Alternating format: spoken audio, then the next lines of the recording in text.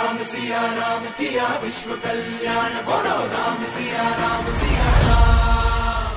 Ram Siya Ram KIA विश्व कल्याण, बोलो राम सिया राम सिया राम।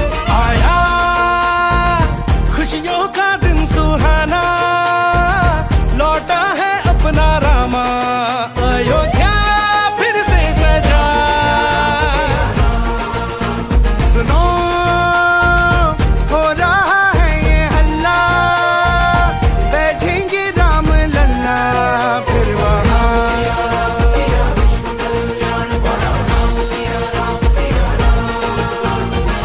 हर हर हर दर पे दिया तू जला दे, चल थल सरहद पे भगवान लहरा दे। आया है छाया है मन में समाया है, यहाँ भी वहाँ भी जाए तू जहाँ भी गूंजे पल पल में युग युग में हर क्षण में राम, हर तन में हर मन में कण कण में राम।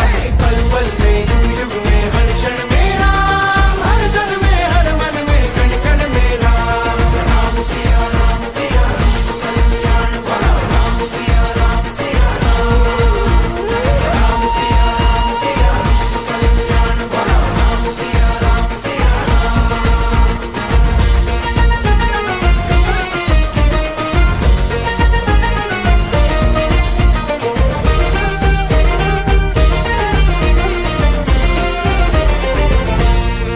इस दिन के इंतजार में दशकों से ये आंखें तरस गई, आएगा ये तो विश्वास था, अब जो तू यहाँ लौटा है। स्वागत गान गाए जिसके लिए, मन में करना जिसके हाथ में है।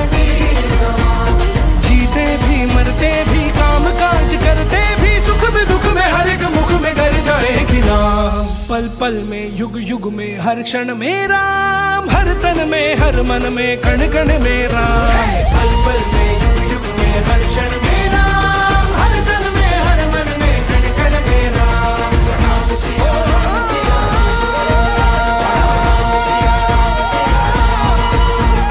राम सिया राम किया राम सिया राम सिया राम। जय जय राम।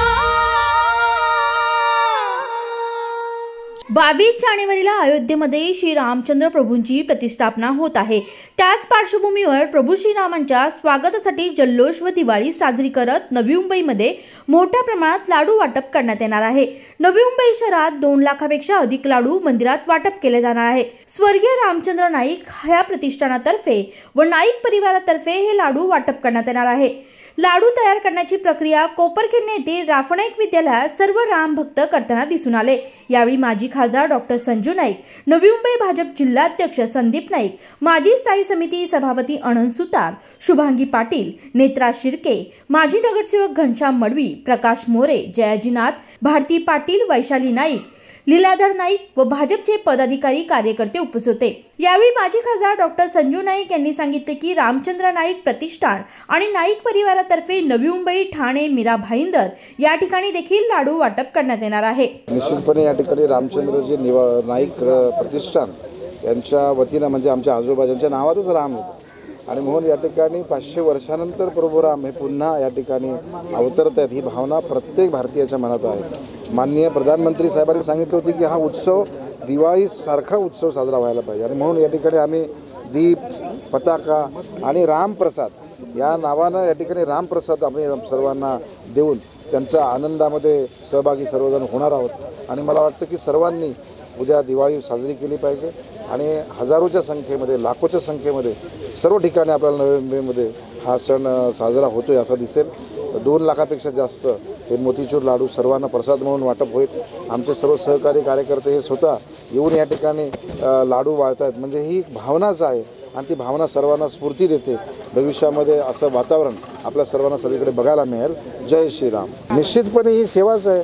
आज कुठे इथे जात, धर्म, पंथ, भाषा काही नाही, फक्त राम आणि फक्त राम हीच भावना प्रत्येकाच्या मनामध्ये आहे आणि म्हणून मला असं वाटतं की या ठिकाणी हा उत्सव हा कुठल्या समाजाचा, जाती, धर्माचा नाही, हा रामाचा उत्सव आहे आणि पूर्ण जगभरामध्ये होईल आणि उद्या आपल्याला ते बघायला मिळेल। जय श्रीराम। व्हिडिओ जर्नलिस्ट अनिश बाबरसह प्रियांश बेनचा रिपोर्ट, नवी मुंबई।